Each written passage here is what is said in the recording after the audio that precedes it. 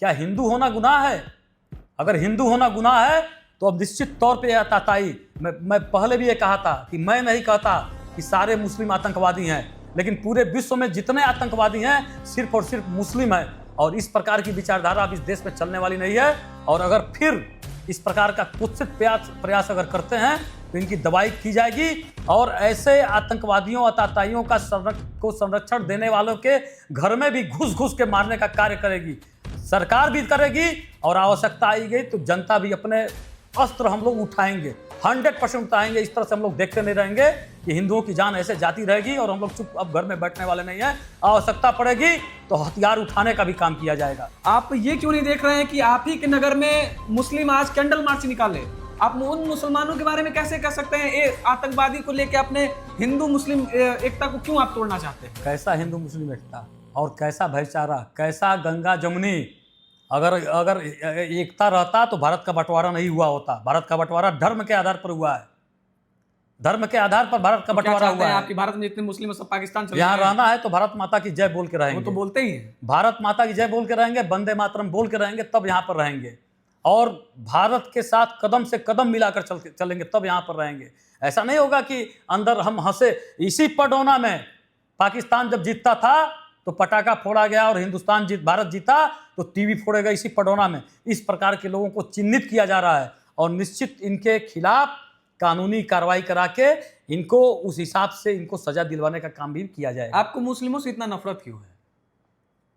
अब हो सकता है अपना अपना सबका है। इतना नफरत मतलब मुस्लिमों से इतना नफरत क्यों है? अब है तो है वो तो भारत माता की जय भी बोल रहे हैं, कैंडल मार्च भी निकाल रहे हैं। जो हो सकता है भाईचारा के लिए दिखावा करने से होगा। यहाँ पर जितने अताताई छुपे हुए उनको निकालने का काम करें, उनको निकालना चाहिए। और आप देख लीजिए पाकिस्तान में इसमें हलचल मचा हुआ है। आंसू तो मुसलमानों के भी आंखों में है। देखिए कहीं नहीं, ये सब झूठी बातें हैं, कहीं कोई आंसू नहीं मारा गया। अभी आप देखिए मुस्लिम मारा बचाने वाला एक मुस्लिम भी तो कोई बचाने वाला मुस्लिम नहीं था। मुस्लिम को भी बचाने का कार्य नहीं करता है। मुस्लिम तो उसमें शहीद हुआ है। मुस्लिम शहीद हो गया होगा, धोखे से वो भी शहीद हो गया होगा, धोखे से हुआ होगा।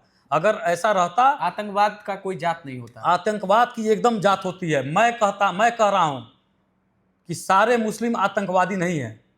मैं ये नहीं कहता कि सारे मुस्लिम आतंकवादी हैं, लेकिन जितने आतंकवादी पूरे विश्व में है केवल और केवल मुसलमान हैं।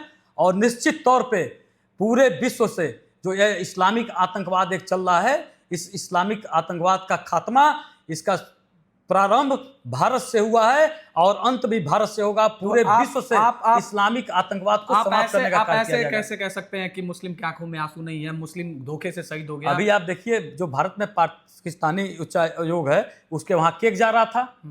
केक क्यों जा रहा था? अगर किसी का जन्मदिन भी होता तो आज पूरा भारत अगर गम में जिस तरह डूबा हुआ है उस तरह से वहां पर केक नहीं जाना चाहिए। तो इसका मतलब है मोदी जी भी तो आज बिहार में मंच सम्मेलन किया, मंच सम्मेलन उनको नहीं करना चाहिए था। नहीं, वहां पर संदेश उन्होंने क्या किया? सबसे पहले संदेश उन्होंने पाकिस्तान के खिलाफ दिया। तो राजनीतिक मंच ही था वो। राजनीतिक मंच नहीं, देखिए कहीं कुछ नहीं, कार्यक्रम एक लगा था, कार्यक्रम था।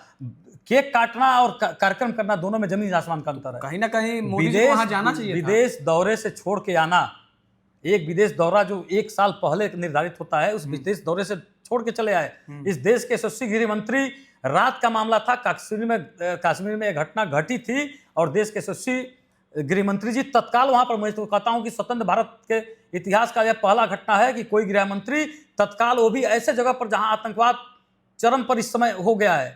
और इसका कारण मैं ये भी कहूंगा, जीरो टॉलरेंस की बात तो भारतीय जनता पार्टी करती है ना। जीरो कहीं ना कहीं आज ऐसे हमले हुए हैं तो भारतीय जनता पार्टी के मिस्टेक से, क्योंकि वो सरकार में बैठी हुई है और सारा सिस्टम उनके हाथ में है। देखिए जब तक कश्मीर में राष्ट्रपति शासन था तो कुछ नहीं था, लेकिन जब ये सरकार आतंकवादी सरकार, मैं तो कहता हूं, खुल के कह रहा हूं कि इस समय जम्मू कश्मीर में जो सरकार है वो आतताई और आतंकवादियों की सरकार है। ये आतंकवादियों का पैरवी करते हैं, आतंकवादियों से मिले हुए हैं। इनके विधायक कई आतंकवादी, अब खुलासा होगा। जांच करा दे फिर सरकार। जांच होने जा रही है। आप देखिए कश्मीर जांच होने भी तो कई पकड़ के गए हैं। अभी 1 घंटे पहले की है कि कई कश्मीरी जो वहां के नेता है वो पकड़ के जा रहे हैं। इसमें सेना ऑपरेशन करेगी।